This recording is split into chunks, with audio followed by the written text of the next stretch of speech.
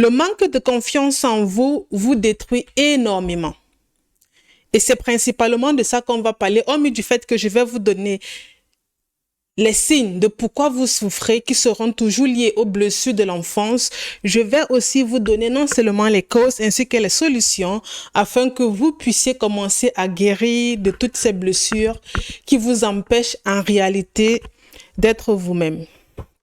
Du coup, sans plus tarder, on va commencer. Le premier signe qui prouve principalement que tu manques de confiance en toi, c'est que tu passes ton temps à demander l'avis des autres. En fait, ce que les autres pensent est capital, est important, est nécessaire pour toi. Et aussi longtemps que les autres ne partagent pas ton avis, tu te sens généralement seul.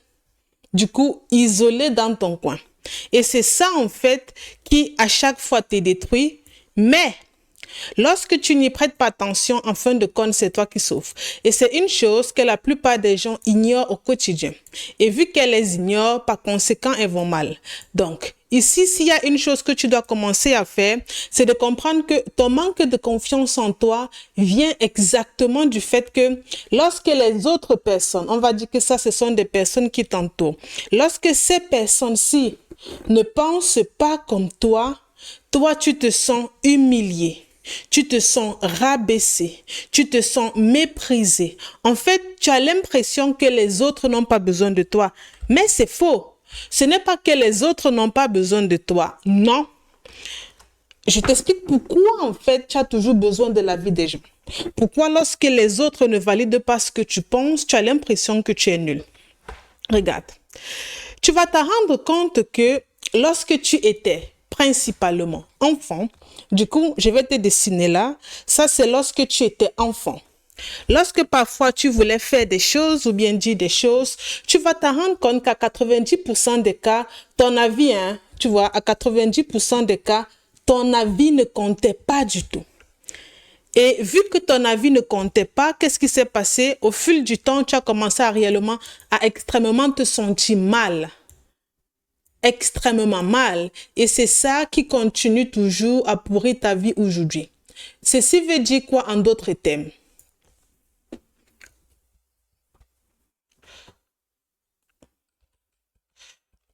Regarde. J'ai un petit problème là. Est-ce que j'ai un petit problème ou c'est OK? Ah non, c'est bon, j'ai pas de petit problème. Ça veut exactement dire ceci en d'autres termes. Lorsque tu étais enfant, et que par exemple, tu voulais aller jouer au ballon, on refusait. Lorsque tu voulais manger telle nourriture, on refusait. Lorsque tu voulais aller avec tes amis, on refusait. Et sans le vouloir, tes parents te poussaient toujours à faire uniquement ce que eux ils veulent que tu fasses.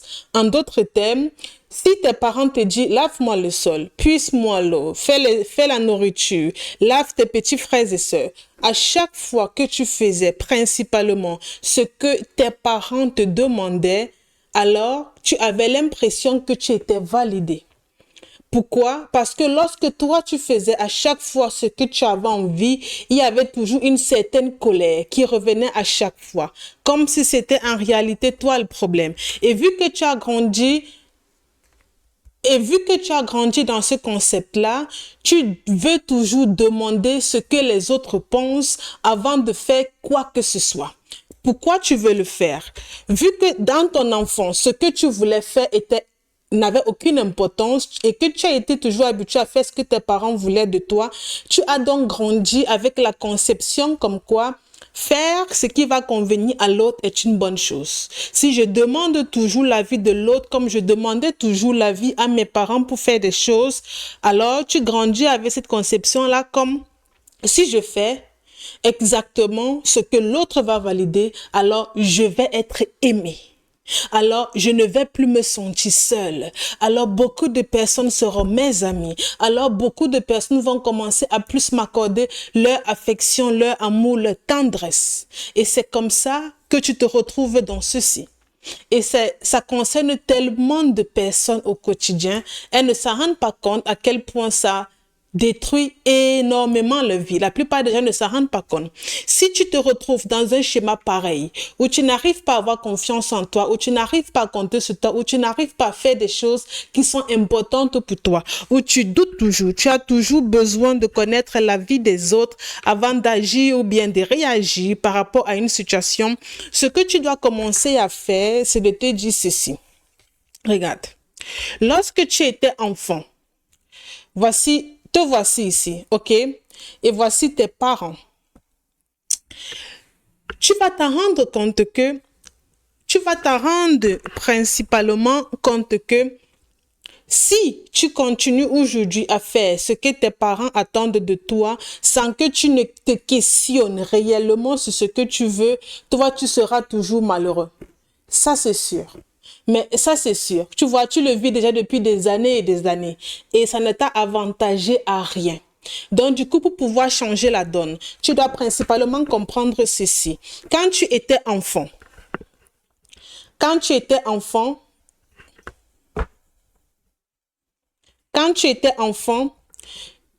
tes parents que voici, donc du coup, P pour parents, E pour enfant qui était toi. Quand tu étais enfant, tes parents étaient responsables de toi. Sauf qu'aujourd'hui, toi-même, tu es responsable de toi-même. Ça veut dire que tu fasses tes choses pour tes parents ou pas, que tu fasses tes choses pour toi ou pas, la seule personne qui va principalement en souffrir aujourd'hui, c'est toi. La preuve, lorsque tu vas mal, lorsque tu déprimes, lorsque tu as l'impression que ta vie tourne en boucle, rien n'avance, qui va mal, c'est toujours toi. Peut-être aujourd'hui, tu as des enfants. Peut-être aujourd'hui, tu as ta famille que tu as commencé à construire. Lorsque tu vas mal, tu vas généralement te rendre compte que tes enfants vont mal, ou bien même les personnes qui t'entourent vont mal, ou bien même tu n'arrives pas à gérer principalement les émotions de tes enfants. Et ça arrive à énormément de personnes. Regarde.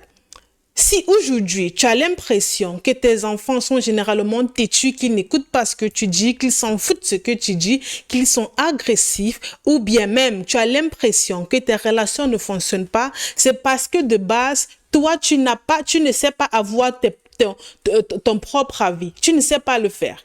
Tu sais uniquement demander l'avis des autres et attendre que les autres valident avant que toi, tu fasses exactement ce qu'il a fait. Sauf que, depuis environ plus de 10 ans, tu fais la même chose. 20 ans, tu fais la même chose. 30 ans, tu fais la même chose. Tu attends toujours que les autres valident ce que tu veux faire ou bien ce que tu as en tête pour que toi, tu puisses passer à l'action. Mais ça fait tellement de temps que tu veux le faire et depuis tellement d'années, tu n'as pas de solution. Est-ce que tu ne penses pas qu'il est temps de faire les choses autrement pour avoir les résultats différents? Est-ce que tu ne penses pas qu'il est temps de le faire? Parce que si tu continues à faire les mêmes choses désagréables qui n'apportent aucune solution, une chose est sûre, tu iras toujours mal. Toujours et toujours mal. Et c'est toi qui perds. Tu es la seule personne qui va perdre dans ce cas de figure. Ce n'est pas une autre personne qui va perdre avec toi parce que c'est toi qui décides exactement de tes propres choix. Et si les autres ne veulent pas faire les choses comme toi tu veux, ils ont le droit. Ils ne sont pas obligés de faire les choses comme ça va t'arranger ou bien comme ça va te convenir parce que tu n'as pas confiance en toi. OK? Donc, vu que tu as eu l'habitude de faire les mêmes choses pendant 10 ans, 20 ans, 30 ans et tu n'as pas obtenu de solution, ça veut tout simplement dire que tu dois commencer à faire les choses autrement. Pour commencer à faire les choses autrement, ça veut dire quoi? Que tu arrêtes complètement de demander l'avis des autres et tu commences principalement à te demander qu'est-ce que je veux réellement? Qu'est-ce qui est important pour moi? Qu'est-ce que j'aimerais atteindre?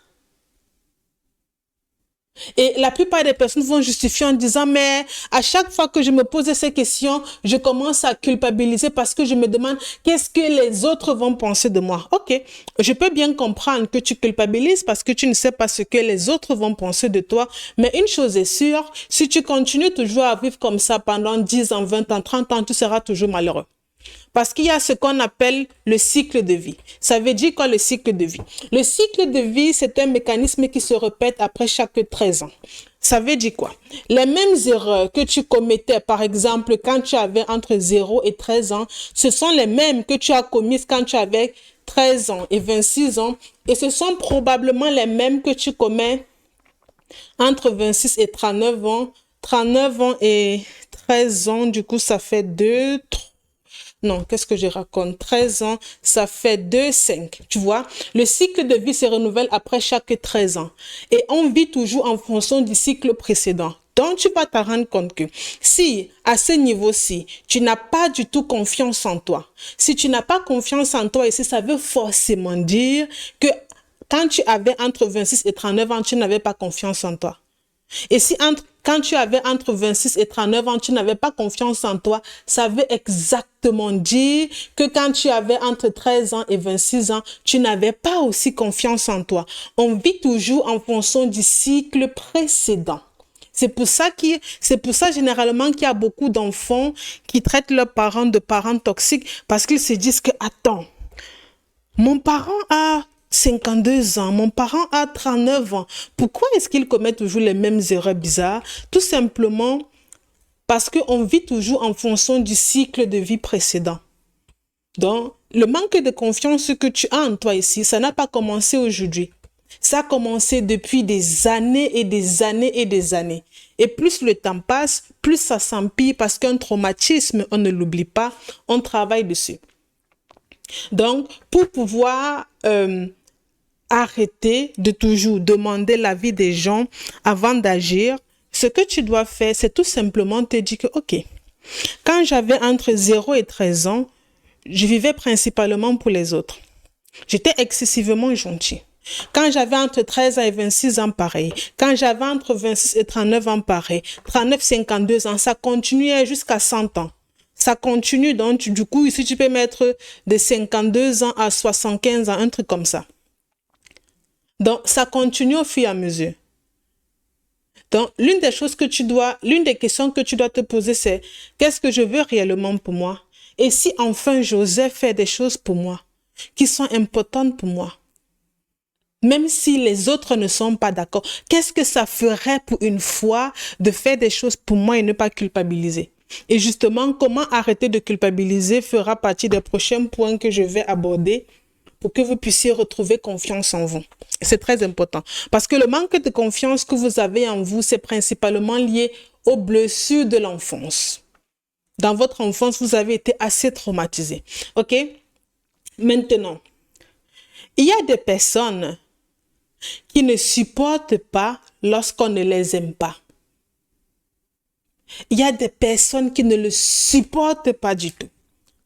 Ça, c'est le cœur. C'est pour signaler l'amour.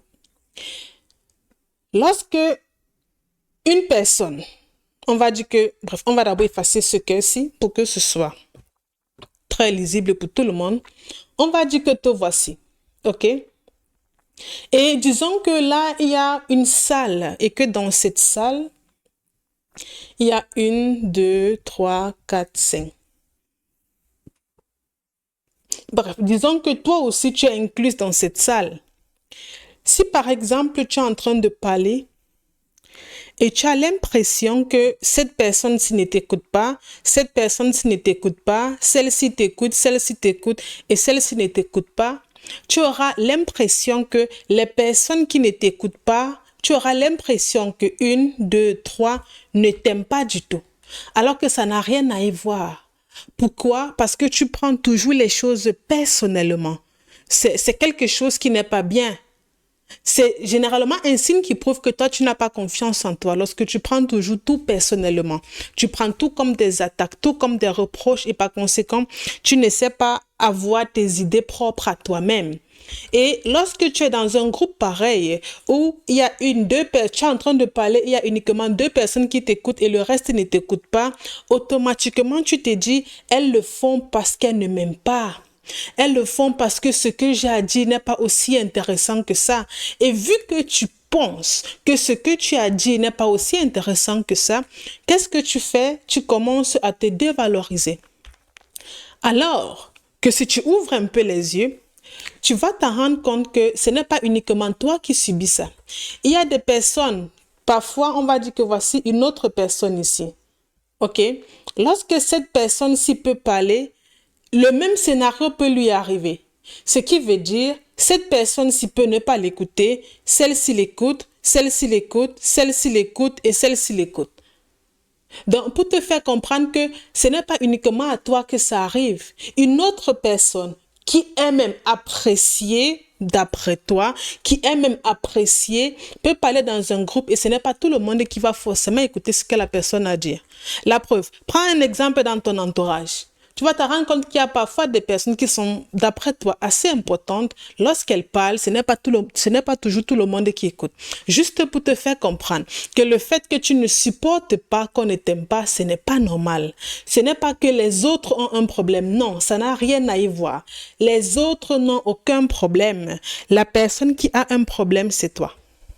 La personne qui a un problème, c'est toi. Ce n'est que toi. Pourquoi est-ce que je le dis? Et pourquoi est-ce que tu as cette pensée-là?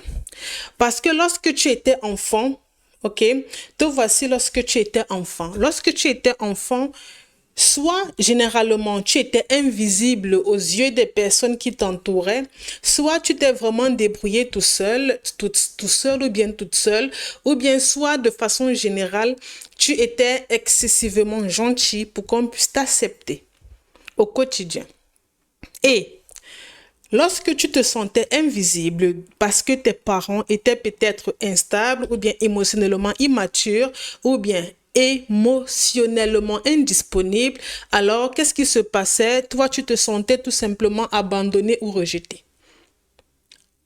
Lorsque parfois tu étais excessivement gentil, principalement pour avoir l'amour, l'affection et la considération des autres, et que tu ne parvenais pas à l'avoir, qu'est-ce qui se passait? Bien, comment tu te sentais? Tu te sentais mal. Et c'est exactement la même chose qui continue à se produire aujourd'hui. C'est pour ça que plus le temps passe, plus tu vas mal. Et vu que dans ton enfance, tu te sentais généralement I, c'est pour dire invisible, ou bien D pour dépressif, accordez ce que vous voulez à D, ou bien EG pour, bref, excessivement gentil. Lorsque tu ressentais ça à chaque fois, tu avais l'impression qu'on ne t'aimait pas. Tu avais vraiment cette impression que non, je ne compte pas, personne ne m'aime, personne ne veut de moi. Tu avais toujours cette impression-là. Et c'est pour ça que jusqu'aujourd'hui, tu vas mal. Tu as toujours l'impression qu'on ne t'aime pas. Lorsque, par exemple, tu es dans un groupe de personnes, ok, et que, on va dire que te voici. Te voici là. Te voici, ok. Et voici les personnes qui t'entourent. On va dire que lorsque dans un groupe de personnes, ces personnes, s'ils ne pensent, on va dire qu'il y a 5 personnes. Il y a 2 personnes qui ne pensent pas comme toi. Lorsque les 2 personnes, s'ils ne vont pas penser comme toi, tu vas te sentir mal. Tu vas te dire que si les 2 personnes-ci n'ont pas le même avis que moi, ça veut dire qu'elles ne m'aiment pas. Alors que ça n'a rien à y voir. C'est parce que tu as grandi dans un contexte familial où on t'a toujours fait comprendre que tu as tort, que ton avis ne compte pas, que tu ne sais à rien, que tu ne peux rien, que tu es nul. Et vu que tu en as marre de vivre ou bien d'avoir été éduqué dans un concept où tu avais toujours tort, peu importe ce qui se passait, alors tu as grandi en ayant marre du reproche. Marre qu'on te reproche des choses à chaque fois qui ne tiennent pas la route. Et lorsque des gens te reprochaient constamment des choses, toi par conséquent, tu ne te sentais pas aimé.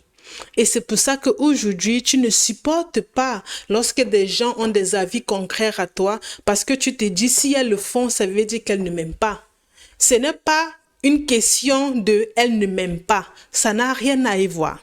Ton cerveau reproduit uniquement ce qu'il connaît. Par conséquent, enfant, on t'a mis de côté. Aujourd'hui, lorsque les gens n'ont pas ton temps, tu considères que on ne m'aime pas.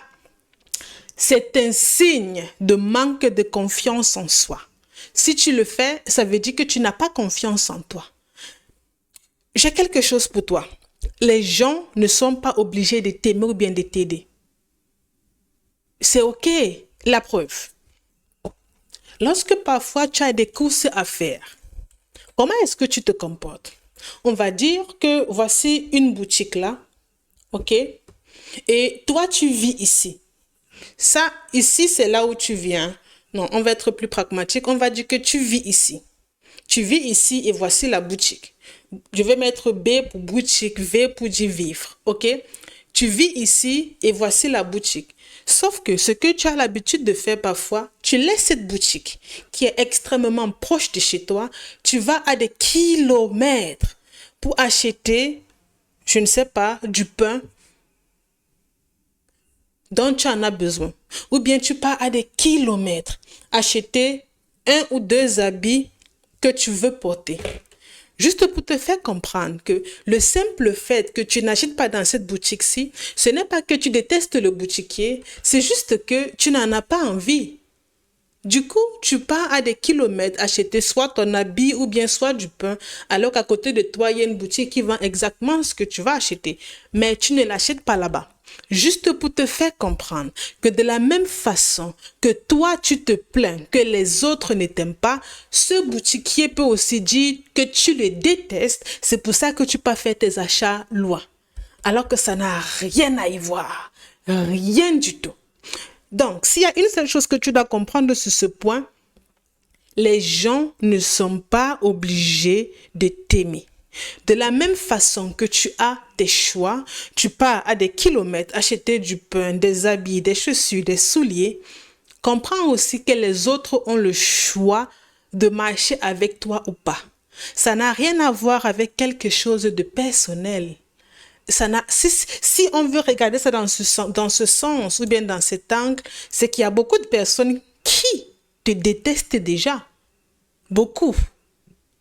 Donc, pour le deuxième point, pour pouvoir travailler sur ta confiance en toi, c'est principalement ça que tu dois retenir. Lorsque les gens te laissent à côté et vont demander des services à des personnes qui sont très éloignées, ce n'est pas parce qu'ils te détestent. De la même façon que toi, lorsque tu veux acheter du pain, tu n'achètes pas forcément chez ce boutiquier-ci ou bien dans cette boulangerie-ci. Tu vas parfois à des kilomètres acheter. Ça ne veut pas forcément dire que tu détestes le vendeur. Ça n'a rien à y voir. C'est parce que tu as tes propres choix et tu veux qu'on les respecte. C'est pour ça que tu vas ailleurs. De cette même façon, accepte aussi qu'il y a des personnes qui ne pensent pas aussi comme toi et ça n'a rien à voir avec le fait qu'elles te détestent ou pas. Tu n'as pas confiance en toi si généralement tu évites les compliments. Je plaide coupable.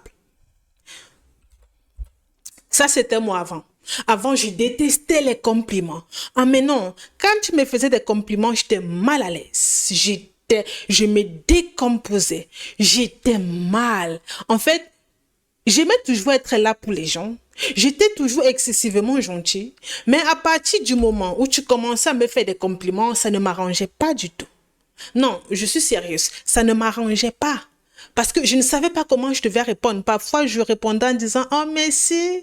Ou bien même, je faisais même parfois comme si je n'ai pas compris, alors que j'ai bien compris ce que tu as dit. D'autres personnes me disaient « Ah, mais tu es intelligent ». Je disais « Ah bon ?» Genre en mode je ne sais pas, alors que moi-même, je sais. D'autres personnes me disent parfois que « Ah, tu es bien habillé ». Je dis que « Oh, c'est vrai », alors que je sais.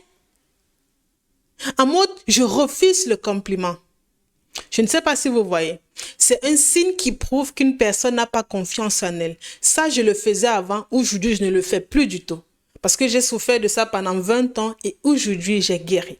Donc, si tu fais partie de ce type de personnes qui refusent complètement les compliments des gens, ça veut dire que lorsque tu étais enfant, on te faisait très peu de compliments, par conséquent, on te faisait beaucoup de reproches et avec beaucoup d'insultes, ou bien même tu te sentais beaucoup invisible.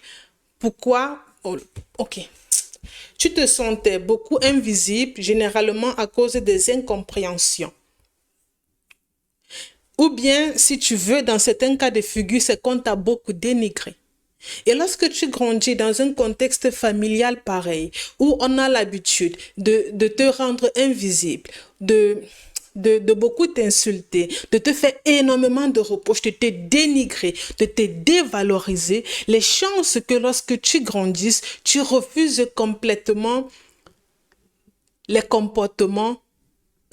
les compliments, c'est parce que ton cerveau reproduit uniquement ce qu'il connaît. Ça n'a rien à y voir. Ça n'a rien à y voir avec le fait que lorsque quelqu'un te dit, par exemple, que tu es courageux, tu commences à dire, ah mais non, la personne se dit que je suis courageux parce qu'il veut ou il souhaite que je lui rende un service un jour ou l'autre. Ça n'a rien à y voir, mais strictement rien à y voir. Ce sont tes complexes qui te font penser comme ça. C'est uniquement tes complexes. Donc, tu vas te rendre compte, analyse juste ta vie, ta situation, tu vas te rendre compte que si dans ton enfance, j'avais même oublié un élément important, si dans ton enfance, tu ressentais aussi ce qu'on appelle le vide, si tu ressentais aussi ça, tu vas te rendre compte qu'aujourd'hui, tu as énormément du mal lorsque les gens te font des compliments. Ça ne t'arrange pas du tout. Pas parce que tu refuses ces compliments, mais juste que tu es mal à l'aise. Tu es tout simplement mal à l'aise. Et vu que tu es mal à l'aise, qu'est-ce que tu fais? Tu fais tout pour refuser ces compliments. Tu fais vraiment tout. C'est un signe qui prouve que tu n'as pas confiance en toi. Et ça arrive à énormément de personnes. Énormément de personnes. Maintenant, comment faire pour guérir de ça? Comment faire pour arrêter de refuser les compliments? Qu'est-ce qu'il faut commencer à faire? Je vous donne bien évidemment des solutions. OK? Lorsque des personnes vous font des compliments, sachez qu'ils ont raison. Si une ou deux personnes vous font des compliments, sachez qu'ils ont raison. D'abord, avant de vous donner des solutions, on va encore entrer beaucoup plus en profondeur. Pourquoi vous refusez les compliments? J'ai mentionné qu'on vous dévalorisait beaucoup, bien vous dénigrez, beaucoup d'injures, beaucoup d'insultes, ou bien parfois même vous ressentiez le vide. Ça, je l'ai mentionné. Mais on va aller encore plus en profondeur pour que vous puissiez mieux comprendre. Parce que ayant vécu avec ces blessures pendant 20 ans, moi, je travaille principalement sur les causes et non sur les conséquences. En mode, j'explique le pourquoi du comment. Pourquoi aujourd'hui tu refuses les compliments? D'où ça vient? Quelle est l'origine? Quelles sont les personnes qui l'ont causé? Parce qu'une fois que tu comprends les causes, tu guéris très rapidement, mais à une vitesse pas possible. Si dans ton enfance, ok, tu refusais généralement les compliments, ça veut principalement dire aussi trois choses. Ça veut principalement dire, là maintenant je vais prendre des exemples, que lorsque tu venais avec 12 sur 20, on te demandait où sont les autres 8 points. Lorsque tu lavais peut-être le sol, on te disait, le sol il est sale, qu'il est très sale, il n'est même pas propre. Si tu veux, on ne valorisait aucun de tes efforts. Lorsque parfois tu prenais soin de tes petits frères et sœurs, ok, PT, ça veut dire petits frères et sœurs, lorsque ton père ou ta maman rentrait du travail le soir, la première question qu'elle te posait, mais pourquoi les enfants s'y sont sales comme ça? En mode, tu vois, dénigrement, dénigrement, dénigrement. Ce n'était jamais, waouh, tu as bien pris soin de tes petits frères et sœurs. Mais est-ce que tu peux les laver avant pour qu'ils dorment à temps? Ce n'était jamais ça. Jamais. Ce n'était jamais que, waouh, tu as eu 18. Non. On va te dire que, comme le premier a eu 18, lui mange quoi, toi tu manges quoi. Et ça, ce sont des trucs qui, dans ton enfance, t'ont poussé à ne pas avoir confiance en toi. Parce que tes parents, de par leurs actions, leur façon de se comporter, ils te prouvaient indirectement qu'ils n'avaient pas du tout confiance en tes compétences. Et si tes parents sont les premiers à te le prouver, c'est assez facile pour que toi, tu n'aies pas confiance en toi. Et c'est ce que la plupart des parents ne comprennent pas. Et puis après, ils disent, ah, mon enfant ne m'écoute pas, mon enfant a grandi, il ne m'écoute plus, il s'éloigne de moi. Et c'est pour ça que tu n'as pas confiance en toi. Est-ce que tu commences à comprendre le pourquoi? C'est à cause de ça. Il n'y a pas de truc magique. Non. Il n'y a rien de magique. Et si déjà dans ton enfance, peu importe ce que tu faisais, on te dénigrait, si tes propres parents n'avaient pas confiance en toi, qui devait donc avoir confiance en toi? Qui? Est-ce que tu comprends maintenant pourquoi tu étais excessivement gentil ou bien pourquoi tu es toujours excessivement gentil? Parce que vu que tes parents n'avaient pas confiance en toi, alors tu mourrais d'envie que des gens reconnaissent ta valeur. Et pour pouvoir l'avoir, gentillesse excessive envers tout le monde. Tu donnes à tout le monde en espérant recevoir, en espérant qu'on te considère comme une personne importante. C'est pour ça que tu as tous ces mal-être là aujourd'hui. C'est pour ça que tu n'as pas confiance en toi. Il y a des parents parfois qui me contactent et qui me disent, voici mon enfant. Et la personne qui me contacte, c'est un parent. Elle me dit, paix pour parents. Elle me disent généralement, j'aimerais que mon enfant ait confiance en lui. Et ce que j'ai l'habitude de répondre, c'est ceci. Un enfant parvient à avoir confiance en lui, déjà si de base, il a déjà de 1, confiance en ses parents, et de 2, si ses parents lui font confiance. Et la confiance qu'un enfant a de ses parents dépend principalement de 3, si le parent a lui-même confiance en lui. Je récapitule. Un enfant parvient à avoir confiance en lui si déjà le parent a confiance en lui, si le parent fait confiance à l'enfant. Les enfants généralement qui ont 10 ans, 15 ans, 13 ans, tous ces enfants-là qui n'ont pas confiance en eux, c'est tout simplement parce qu'ils ne font pas confiance en leurs parents. C'est assez simple. Parce que l'enfant copie tout ce que le parent fait. Tout. Dans les moindres détails. Tout. Quand je dis tout, c'est tout. OK? Maintenant, comment faire pour éviter les compliments? Oh, qu'est-ce que je raconte? Comment faire pour ne plus refuser les compliments? Regarde, les gens te traitent en fonction de comment toi tu te traites. Ce qui veut principalement dire, si 2 ou 3 personnes t'ont déjà dit que tu es intelligent, que tu es assez forte, que tu es capable, que tu es belle, que tu sais faire de belles choses, ils ont raison. Ils disent que la vérité. Et toi, tu n'arrives pas à le croire parce que tu as l'impression qu'on te dénigre. Tu as l'impression qu'elles te le disent que pour te flatter. C'est parce que tu as été longtemps habitué à ce qu'on te dénigre. Ça n'a rien à y voir. Essaye un peu d'analyser ta vie. Va dans ton passé, essaye un peu de t'imaginer toutes les personnes qui ne te connaissaient pas du tout. Je ne te parle pas des personnes de ton entourage, mais des personnes qui ne te connaissaient pas du tout et qui un jour t'ont complimenté sur quelque chose. Rappelle-toi de cette situation-là et considère que c'était vrai. Si un inconnu t'a un jour complimenté, sache que c'était vrai. Parce que généralement, les personnes de notre entourage, on va dire que non, ils passent le temps à nous juger, ils peuvent dire ça juste pour nous faire plaisir. Non, c'est faux. Si vous recevez un compliment 1, 2, 3 fois, c'est vrai.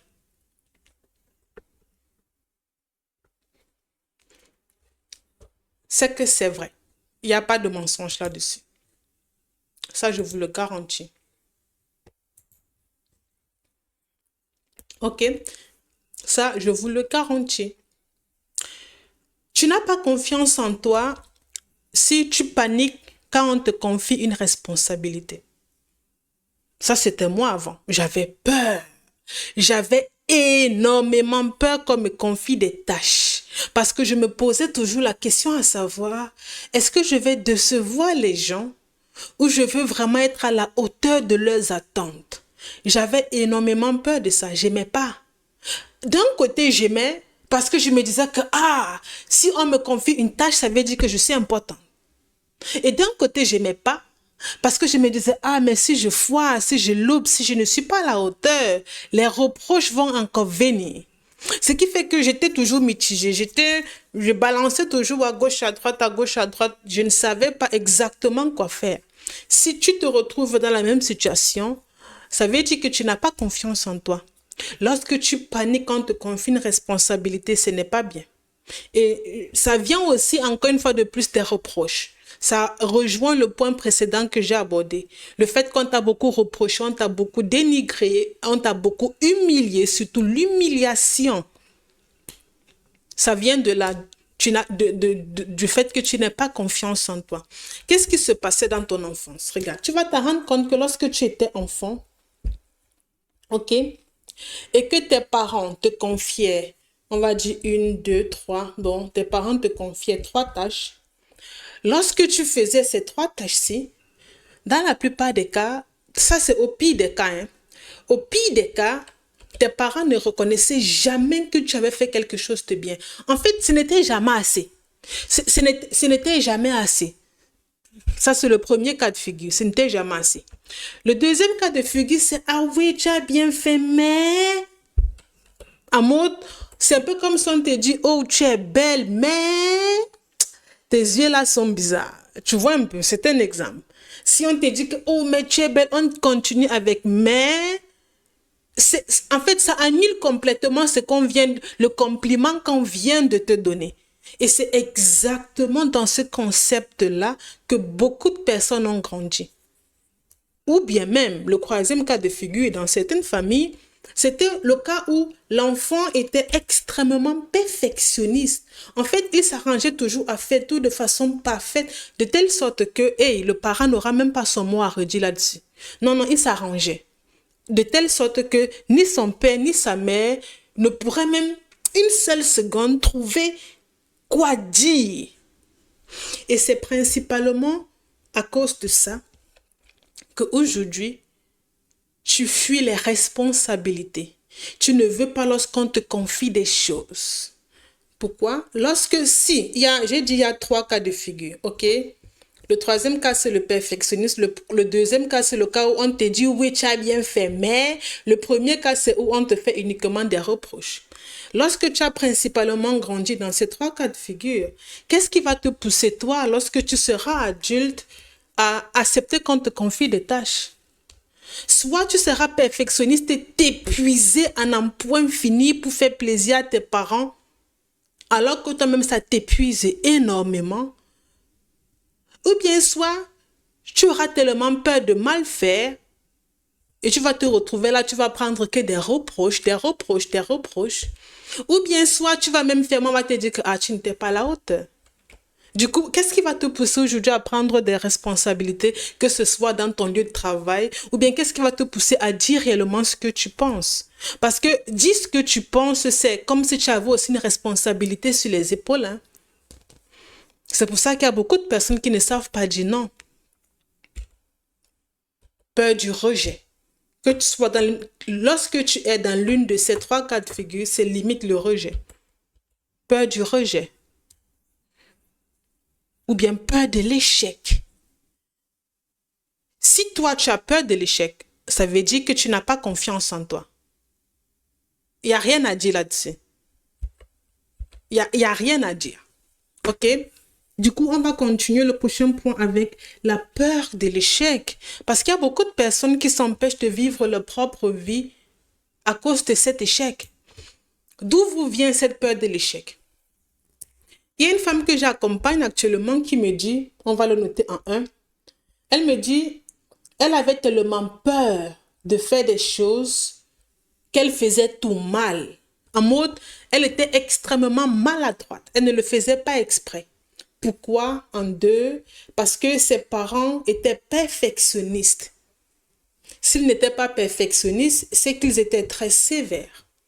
Par conséquent, elle m'a dit, j'ai peur de l'échec. Pourquoi? Parce que, en 4, si elle n'essaye pas de faire des choses tellement, bref, si vous voulez, de façon parfaite, quitte à ce que ça l'épuise, c'est qu'en fin de compte, lorsqu'elle aura même fini de faire la tâche en question, il n'y aura même pas de valorisation. Ce sera toujours en mode, mais tu peux faire mieux. C'est pour ça qu'il y a beaucoup de personnes qui ont peur de l'échec. Énormément de personnes. La plupart des personnes qui ont peur de l'échec font des choses tellement maladroitement qu'elles-mêmes n'arrivent pas à expliquer pourquoi elles le font aussi maladroitement. Parce qu'elles ont peur de décevoir, d'être jugées, humiliées, rabaissées. Uniquement à cause de ça. Parce que tes parents étaient soit perfectionnistes ou bien soit trop sévères. C'est pour ça que tu as peur de l'échec. Revenons en fait sur la peur de l'échec. Entrons encore beaucoup plus en profondeur. OK? Entrons plus en profondeur. Si ce que je dis vous intéresse, hein, vous n'avez qu'à liker. Hein. Si ça vous intéresse bien, pour que plusieurs personnes puissent tomber sur la vidéo. La peur de l'échec, c'est quelque chose pour moi qui m'a paralysée durant beaucoup d'années. C'était lourd. Énormément lourd. Donc, en ce qui concerne la peur de l'échec, vous devez comprendre ceci. Là, je vais mettre échec. OK? Pour que vous puissiez comprendre. Pour guérir de cette peur de l'échec, on va dire que vous voici. Je vais vous dessiner vous ici. OK? Il y a l'échec au milieu. Il y a vos parents. Vous devez comprendre une ou deux choses. Hein. Principalement, ceux qui sont parents vont comprendre beaucoup plus en profondeur. J'en suis très convaincue. Prenons d'abord le cas des parents. OK? Vous qui êtes parents, vous savez au plus profond de vous que la seule chose que vous voulez pour vos enfants, c'est qu'ils réussissent. C'est la seule chose, c'est l'une des seules choses qui vous tient principalement à cœur. C'est que vos enfants réussissent. En fait, vous êtes mieux placé pour savoir qu'un parent ne veut pas du mal à son enfant. Vous êtes mieux placé. Par conséquent, lorsque vos parents vous poussez, vous, à être perfectionniste, à faire toujours les choses de façon parfaite, en tout cas, les deux, ça veut dire la même chose, vous, de façon générale, vous vous sentiez tellement mal. Mais vous n'aviez pas le choix parce que c'était uniquement à travers ça que vous pourrez vous sentir aimé par vos parents. OK? Il y avait même certaines personnes qui avaient plusieurs personnalités, une, deux, trois ou bien quatre. P pour personnalité. Elles s'arrangeaient toujours à montrer une personnalité à leurs parents pour ne pas recevoir trop de critiques. Peu importe le comportement que vos parents ont eu envers vous, ils pensaient le faire bien, mais ils le faisaient mal. Surtout si vous avez peur de l'échec. Ils pensaient le faire bien, mais ils le faisaient mal. Ils n'avaient pas les bons outils pour vous guider. C'est pour ça qu'aujourd'hui, vous aussi, vous êtes perdus. C'est juste une façon de vous dire que vos parents voulaient tellement que vous réussissiez qu'ils vous poussaient à l'extrême. Mais c'est exactement cet extrême-ci qui vous a poussé à avoir peur de l'échec. Ceux qui sont parents vont principalement comprendre de quoi je parle, ou bien ceux qui aspirent à être parents. Vous allez principalement comprendre de quoi je parle, parce que je suis convaincue d'une seule chose. Tout parent veut le bien de son enfant. Tout parent, sans aucune exception. Même des personnes qui sont nées par des VIOL, même des personnes qui ont eu des parents toxiques, maniaques, perfectionnistes, bizarres, émotionnellement indisponibles. Je peux vous garantir une seule chose. Tout parent veut le bien de son enfant, mais lorsque le parent en question n'a pas guéri de ses blessures, qui subit? C'est toi. D'où la notion de parent toxique. Et s'il vous plaît, ne commencez pas. Hein. Ne pas avoir confiance en soi, c'est être toxique. Être toxique, c'est avoir des comportements qui vont nuire à ta propre santé mentale. S'il te plaît, ne commence pas à dire que mon père, ma mère, avec toutes ces souffrances, pourquoi elle m'a fait subir la même chose qu'elle? Moi, j'ai une question pour toi. Avec toutes tes souffrances, pourquoi est-ce que jusqu'à aujourd'hui, tu n'as pas pu guérir ou bien tu n'as pas pu travailler sur ta confiance en toi? Tu vois que ce n'est pas aussi facile que ça lorsqu'on n'a pas les bonnes clés. Je vous invite à vous mettre à la place de vos parents et à essayer de comprendre leur histoire. Je dis ça, je ne dis rien. Ça va forcément vous donner des pistes, des solutions.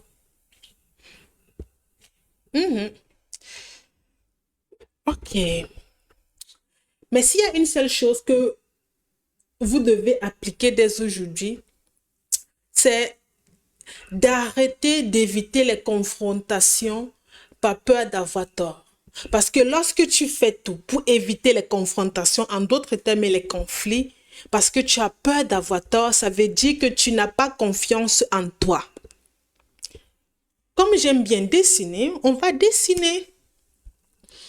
Te voici dans ton enfance. Et peut-être que dans ton enfance, toi, peut-être tu n'as jamais eu raison. Ou bien peut-être tu n'avais même pas ton mot à dire. Soit tu n'avais jamais raison, soit tu n'avais jamais ton mot à dire. Ce qui fait que tu grandis ou bien au fur et à mesure, tu es entouré par des personnes. Vu que dans ton enfance, ton mot ne comptait pas, tes idées, tes émotions, tout ce que tu voulais là, c'était presque mis à la poubelle. En fait, tu étais invisible. En d'autres termes, ce n'est pas toujours valable pour tout le monde, mais vous allez forcément vous retrouver dans certains exemples. OK? Du coup, vu que ton point de vue ne comptait pas, en d'autres termes, c'est ça qu'on appelle la blessure du rejet. Vu que tu as été principalement impacté par la blessure du rejet, si tu avais peur de tes parents, si tu avais peur de dire ce que tu pensais à tes parents, ça veut dire que tu as grandi avec la blessure du rejet. Donc, vu que tu as été principalement impacté par la blessure du rejet et que ton point de vue ne comptait pas, par conséquent, lorsque tu grandis, tu fais toujours tout et tout pour avoir raison. Donc, lorsque tu es dans une conversation avec les autres, aussi longtemps que tu n'as pas raison, la conversation ne se termine pas. Je répète, aussi longtemps que tu n'as pas raison, la conversation ne va pas se terminer. Parce que tu as l'impression que si la conversation se termine, lorsqu'on n'a pas validé ton point de vue, ça veut dire encore une fois de plus que tu ne comptes pas et ça te fait tellement mal qu'à un moment donné, tu hausses le ton pour attirer l'attention des gens et dire hey, « oh, je suis là ». Et c'est justement en haussant ce ton que la plupart des gens te disent « mais pourquoi tu cries ?» T'inquiète pas, si 2 ou 3 personnes t'ont dit qu'en parlant tu criais, c'est vrai. En d'autres termes, si tu veux, c'est l'accumulation de beaucoup de colère que tu n'as pas évacuée depuis des années et des années parce que tu as grandi dans une famille où ton point de vue ne comptait pas. Du coup, tu fais tout pour avoir raison. Et c'est un signe qui prouve que tu n'as pas du tout confiance en toi. Mais c'est pour ça, moi j'ai vécu avec ces blessures-là pendant 20 ans. J'étais impactée par la blessure de la trahison, rejet, abandon, humiliation, injustice. Et ce qui fait que je comprends tellement les situations des personnes assez vite parce que hormis le fait que j'ai souffert comme ça, je me suis aussi fait former. Donc par conséquent, lorsqu'une personne me contacte, comme il y a une dame aujourd'hui qui m'a contactée, elle me dit, lorsque je parle et puis les gens ne m'écoutent pas, j'hausse un peu le ton, les gens me regardent bizarrement, je dis, oui, ils ont raison. Mais elle dit, ah mais non, mais c'est parce que je parle, on ne m'écoute pas. Je sais que tu parles, on ne t'écoute pas. Mais lorsque tu hausses le ton, c'est un signe de manque de confiance en soi. Mais pourquoi tu veux qu'on te dise des choses qui ne sont pas vraies?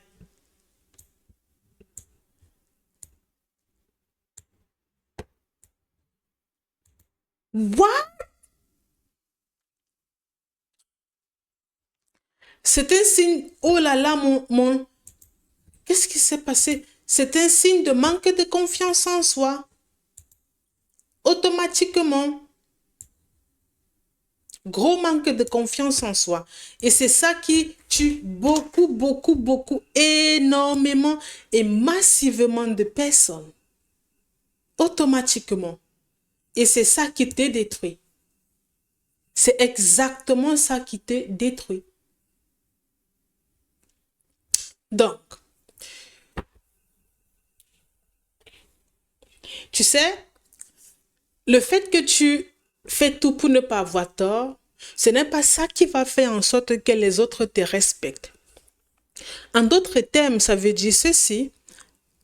Tu m'écoutes par exemple en ce moment. Je ne t'ai pas forcé à m'écouter.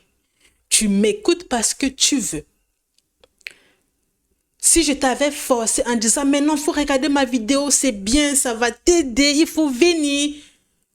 Tu allais forcément finir par te demander, mais pourquoi elle insiste autant? C'est quoi son problème? Est-ce qu'elle a un souci? Est-ce que sa vidéo là, elle m'aime bien? Tu allais pas dire. Tu es venu de toi-même. Si tu veux, Je n'étais pas forcée à croire ce que je dis. Je n'étais pas forcée à me suivre. Tu l'as fait parce que tu veux. De cette même façon, tu dois aussi comprendre que ce n'est pas à toi de forcer les autres pour prouver que tu as raison. Tu dois juste te donner ton point de vue et tu laisses le soin aux autres d'analyser ta façon de penser et de juger si tu as raison ou pas. Rien de plus. Mais vraiment rien de plus. C'est parce que tu veux toujours forcer les gens à croire ou bien à croire en ce que tu dis. Limite, tu veux forcer ces personnes-ci toujours à croire à ce que toi tu dis, que lorsqu'elles décident de ne pas croire, d'être en retrait, toi, tu exploses. Lorsque tu le fais, ça prouve que tu n'as pas confiance en toi. Il y a des personnes forcément que tu respectes énormément au quotidien. Ces personnes-là ne t'ont pas forcé à croire qu'elles sont de bonnes personnes. Ou bien que tu peux avoir qu'elles méritent le respect. Tu fais confiance automatiquement en ces personnes-là. Tu fais automatiquement confiance en ces personnes. C'est la même chose. OK? C'est exactement la même chose que toi, tu dois faire dans toi, ta vie. Tu ne dois pas forcer les gens afin de les convaincre que tu es une bonne personne. Tu ne dois pas le faire parce que lorsque tu le fais, tu te tires toi-même une balle dans les pieds. Et lorsque tu le fais, tu n'as pas confiance en toi. Mais attention, il y a quelque chose qui influence ou bien qui détruit la vie de tellement de personnes. C'est qu'elles n'ont pas confiance en elles. Pourquoi je dis ça? Parce qu'elles font tout et tout pour éviter de mettre des limites. Ou en d'autres termes, elles ne savent pas poser des limites saines et claires. Ça explique pourquoi il y a beaucoup de personnes aujourd'hui qui sont dans des relations toxiques. Te voici là au milieu. Vu que tu ne sais pas poser des limites et vu que ces différentes personnes t'entourent, sachant que chaque personne a son comportement, lorsque cette personne-ci va te dire « Ah, je ne suis pas d'accord avec ce que tu dis », tu vas ouvrir l'espace, venir commencer à discuter. « Ah mais non, j'ai raison, si tu n'es pas d'accord, ça veut dire que c'est toi le problème. » Les disputes commencent. Ça, c'est un. Cette personne, si te manque de respect, tu ouvres la porte et toi, c'est elle qui te manque de respect, mais tu ouvres la porte, tu viens t'excuser que oh là là, je m'excuse parce que tu penses comme ça, je ne voulais pas te blesser. Pourtant, c'est elle qui t'a manqué le respect en te traitant d'idiot, de bête, d'inutile. Et toi, tu te dis que si elle t'a traité d'idiot, de bête ou d'inutile, c'est forcément parce que tu as fait quelque chose qui était mal et tu viens t'excuser. Alors que dans la plupart des cas, tu n'as même rien fait de malin. Mais tu viens t'excuser parce que tu as peur d'être rejeté. Manque de confiance en soi. Un autre exemple, tu as peut-être des enfants et cet enfant-ci, à chaque fois, elle a des crises de colère. Ça va toujours en vrille. Elle crie. Tu ouvres les barrières, tu viens, tu dis que oh là là, pourquoi tu cries? Chaque jour, elle répète la même chose. Chaque jour, tu ouvres les barrières pour toujours venir dire que ah, mais n'écris plus. Mais sauf qu'à ce moment-ci, tu ne mets pas de limites saines pour dire pourquoi est-ce que tu cries et comment est-ce que je peux t'aider. Que crier n'est pas bien. Tu ne vas pas le faire. Un autre exemple, du fait que tu ne saches pas mettre des limites saines, tu as prévu avoir un rendez-vous avec une personne à 14 heures, la personne à la place de 14 heures arrive à 18 heures, elle ne s'excuse pas. Et toi, tu dis que, oh là là, ce n'est rien de grave.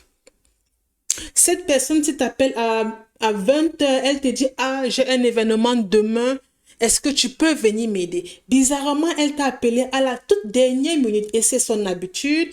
Toi, tu viens l'aider. Du coup, dis-moi, dans toutes ces différentes cas de figure, dans tous ces différents cas de figure, à quel moment donné est-ce que toi, tu as mis des limites saines? Tu n'as pas mis de limites saines. C'est ça qui prouve que tu n'as pas confiance en toi. Et si tu as un partenaire tu vois, qui à chaque fois t'insulte, te manque de respect, a les crises de colère, planifie des rendez-vous avec toi et n'honore jamais, ou bien te dit toujours les choses à la dernière minute, ça veut tout simplement dire que tu es dans une relation toxique et ça veut tout simplement dire que tu ne sais pas mettre des limites parce que tu as peur de ne pas être aimé, tu as peur de te retrouver seul.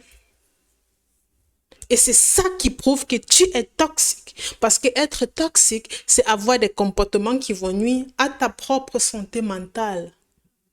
Tu t'en rends compte? Dans ces différents cas de figure, 7. C'est cette personne, si tu as prévu avoir un rendez-vous avec cette personne-ci à 14h, elle est venue à 18h. 7. C'est cette personne-ci qui n'est pas venue à l'heure. Mais qui souffre en fin de compte, c'est toi. Parce que tu es resté là à l'attendre pendant des heures et des heures. Qui est resté attendre pendant des heures et des heures? C'est toi. Qui est-ce qu'on a insulté? C'est toi. Qui a toléré l'insulte? C'est toi. À qui est-ce qu'on a informé à 20h qu'il y aura un événement demain et qu'on souhaiterait absolument que tu sois là? C'est toujours toi.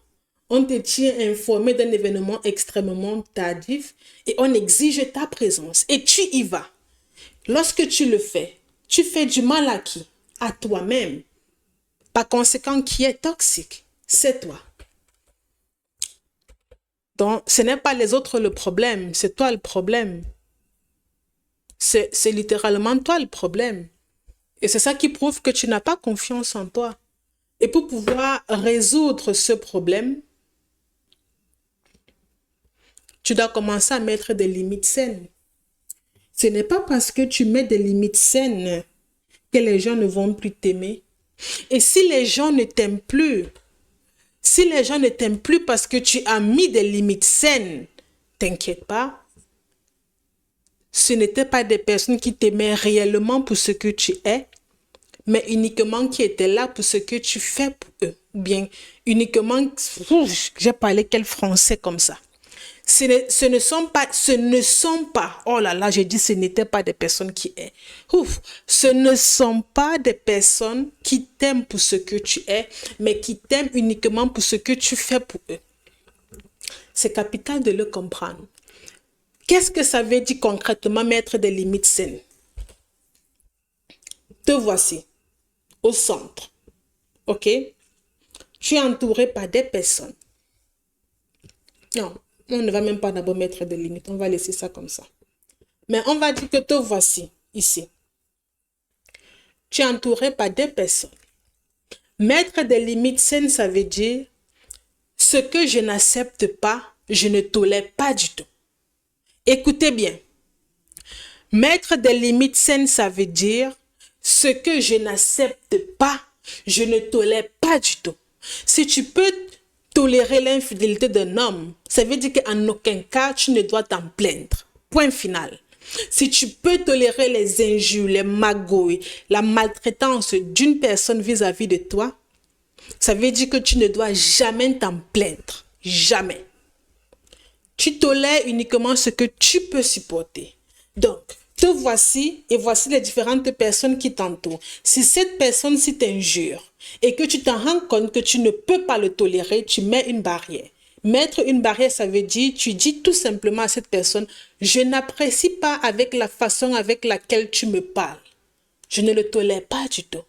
Et si cette personne s'y voit qu'elle va sortir de ta vie parce que tu as osé lui dire que sa façon de parler n'est pas la bonne, elle n'a qu'à s'en aller.